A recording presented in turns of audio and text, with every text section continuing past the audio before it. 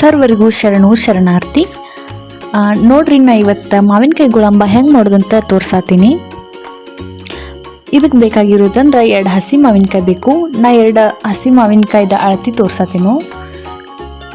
2 ಹಸಿ ಮಾವಿನಕಾಯಿ, ಆಮೇಲೆ 1 ಟೇಬಲ್ ಸ್ಪೂನ್ ಅಷ್ಟು ತುಪ್ಪ ಬೇಕು. ಆಮೇಲೆ 2 ಟೇಬಲ್ ಸ್ಪೂನ್ ಏಲಕ್ಕಿ ಪೌಡ್ರ್, 1 ಕಪ್ ಬೆಲ್ಲ. ಫಸ್ಟ್ 2 ಹಸಿ ಮಾವಿನಕಾಯಿನ ಸಿಪ್ಪಿ ತೆಗೆದು ಅದನ್ನು ಚೆಂದಂಗೆ ತುರ್ಕೋಬೇಕು.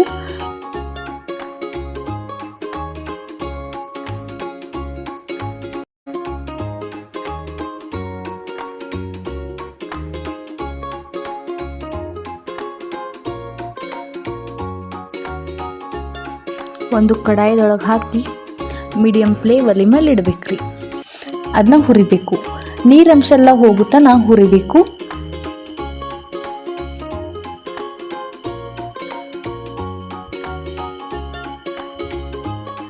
ಆಮೇಲೆ ಮಧ್ಯೆ ಇದಕ್ಕೆ ತುಪ್ಪ ಹಾಕೋಬೇಕು. ಬೆಲ್ಲ ಹಾಕ್ರಿ. ಬೆಲ್ಲ ಹಾಕಿ ಮತ್ತೆ ಹುರಿರಿ. ಏಲಕ್ಕಿ ಪುಡಿ ಹಾಕೋದ್ರಿ.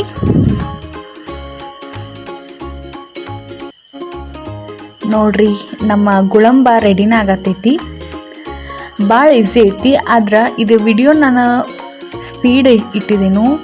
ಇದು 20 ನಿಮಿಷ ಟೈಮ್ ತೊಗೋತೈತ್ರಿ ಹುರಿಯಾಕ.